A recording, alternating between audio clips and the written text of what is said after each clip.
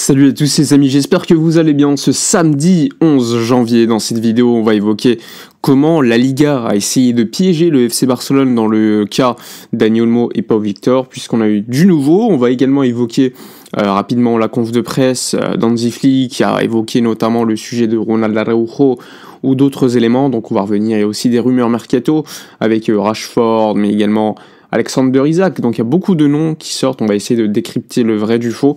Donc installez-vous tranquillement, on y va. C'est parti, alors je vous l'ai dit, cette vidéo sera principalement pour expliquer comment la Liga a voulu piéger le Barça. Alors personnellement, d'habitude, je ne suis pas quelqu'un qui est dans la théorie du complot, mais pour une fois, on va y aller, puisqu'on a des faits qui nous entraînent dans celle-ci. Alors, le Conseil supérieur du sport, dans sa décision expliquant que pour le moment il fallait provisoirement permettre à Dani Olmo et Pau Victor de pouvoir jouer parce que il y a des risques si tu confirmes le fait qu'ils ne peuvent pas jouer, tout simplement nier leurs droits, mais en plus de porter préjudice à Barcelone de manière irrémédiable. Et donc dans cette décision on apprend des éléments assez importants. Le Conseil supérieur du sport confirme que le Barça a envoyé toute la documentation le 31 décembre, date limite pour respecter les règles du fair play financier de la Liga. Et dans cette documentation, on apprend également que c'est seulement le 3 janvier que la Liga a confirmé la documentation envoyé le 31.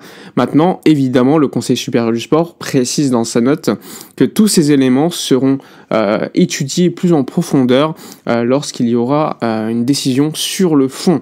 Mais il est très important de préciser que le Conseil supérieur du sport précise bien que la documentation a été envoyée le 31 décembre. Donc ça, c'est d'abord un élément curieux. Maintenant, autre élément. On apprend qu'il y a une circulaire de la Liga. Comme vous le savez, le fair play financier de la Liga, il y a des règles.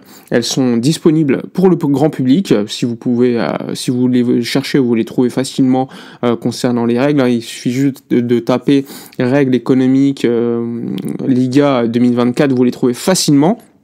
Eh bien, il y a une circulaire qui est sortie il n'y a pas très longtemps où la Liga dit en gros que à partir du 5 février 2024, les règles, par exemple, concernant la cession des droits d'exploitation des loges VIP ne seront plus prises en compte pour le fair play financier. Et il y a une autre règle qui dit que la Liga a le droit de demander des documents additionnels lorsqu'il y a des doutes sur le fait que les clubs reçoivent bien de l'argent. C'était pour lutter un petit peu contre le cas Barça Studios où le Barça avait eu des impayés. Donc pour lutter contre cela, la Liga a mis en place de nouvelles règles en disant « Ok, par exemple, si vous signez un deal pour gagner du fair play, vous devez nous prouver que vous avez bien reçu cet argent. » Eh bien, ces règles s'appliqueront à partir du 5 février. Et pourtant, la Liga, le 31 décembre, a demandé des documents additionnels à Barcelone pour confirmer qu'ils avaient bien reçu l'argent.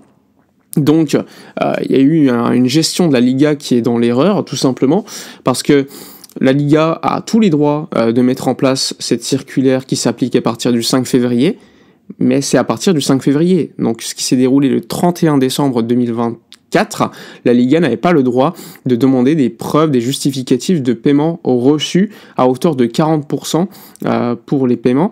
Et c'est pour cela d'ailleurs que la Liga a refusé de confirmer la licence de Dani Olmo et de Pau Victor à ce moment-là, alors qu'il devait le faire parce qu'il n'avait pas encore mis en place cette circulaire qui s'applique que le 5 février 2025.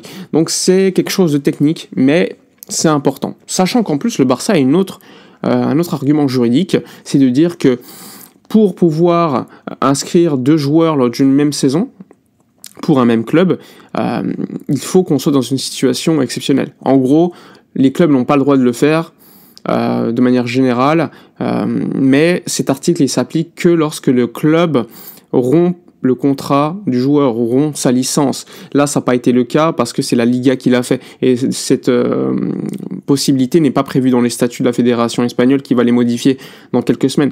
Donc tu as un autre argumentaire également qui est du côté du Barça. Et il y a El Diario Ara, qui est un journal, on va dire, haineux entre guillemets de Laporta, qui est très proche de Victor Font, qui explique que la documentation est très claire et que les sources judiciaires confirment que le Barça a raison et que la justice donnera raison à Barcelone à 100%. Donc ça, c'est un autre élément qui fait que pour l'instant, toutes les déclarations des clubs, elles sont commandées par la Liga, et la Liga, c'est surtout de la communication, du populisme, pour montrer « Oh, regardez, on lutte contre les clubs, on lutte contre le Real Madrid, contre le Barça », mais en réalité, malheureusement pour eux, ils sont en tort, et tout simplement. Et tous les juristes qu'on a consultés confirment également cela. Donc la Liga, vraisemblablement, va aller devant la justice administrative pour lutter contre le fait que Dani Olmo et Pau Victor puissent jouer, ce qui est quand même dingue, hein, on pense pas aux joueurs, mais bon, c'est pas grave. Eh bien, on verra ce qui va se dérouler en justice, mais selon quasiment toutes les sources judiciaires, la Liga perdra. Donc voilà, l'information de la journée. Maintenant, passons un petit peu de mercato et aux déclarations d'Hansi Flick. Flick, là, il a fini sa conf de presse il y a quelques minutes. Il a dit, concernant Ronald Araujo, que c'était un professionnel et qu'il voulait le garder dans son équipe. Donc ça, c'est quelque chose d'important. Et encore une fois, on le sait, il y a un accord entre les agents de Ronald Araujo, je vous l'ai dit hier, et la Juventus. Le joueur n'a pas encore donné son OK, je tiens à le préciser. Le Barça réclame 70 millions d'euros minimum. Il faut savoir que selon Fernando Polo, la Juventus a déjà fait une première offre qui a été refusée par le FC Barcelone. Donc on n'a pas encore les détails de cette offre. Il y a aussi également le dossier Rashford.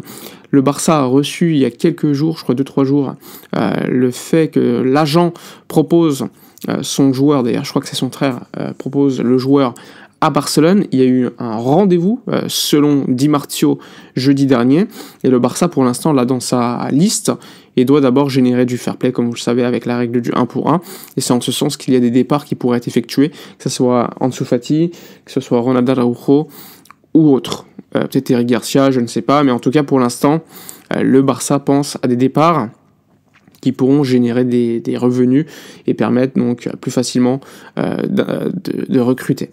Il y a également le dossier Alexander Isak qu'on a pu voir selon Mundo Deportivo, qui est le préféré pour remplacer Lewandowski au poste de numéro 9. On nous parle de cet hiver ou cet été, sachant que ça va être très compliqué, c'est précisé dans le papier. Personnellement, j'aime beaucoup Alexander Isak. En ce moment, il est en grande forme, un joueur technique qui marque des buts. Mais on va être réaliste, ça va être très compliqué de le sortir. Encore plus en hiver, pour moi, il sortira pas de Newcastle, qui essaie en plus de se qualifier pour la prochaine Ligue des Champions après une saison sans y être. C'est un joueur qui va coûter aussi énormément d'argent. Je ne sais pas si c'est la priorité pour le Barça, qui doit absolument, s'il reste dans la règle du 1 pour 1, se renforcer à plein de postes, et surtout avec des top joueurs ou des joueurs libres qui sont des joueurs d'une grande qualité. Donc ça aussi, ça va être un élément à tenir en compte. Je préfère prendre 3-4 joueurs de grande qualité qu'un seul joueur qui coûte très cher, sachant que je pense que ça va être un joueur qui coûte très cher, et je pense que le dossier du numéro 9 sera tout simplement jusqu'en 2026 avec le départ de Lewandowski, hein. Donc à voir s'il part avant, ce qui serait très surprenant, mais pour l'instant je pense que si on est réaliste, le poste du numéro 9 sera renforcé qu'en 2026. Voilà pour l'info et la vidéo de la journée. N'hésitez pas à donner votre avis dans les commentaires, à liker, commenter, partager. Moi je vous dis à la prochaine, et d'ici là, comme d'habitude, portez-vous bien.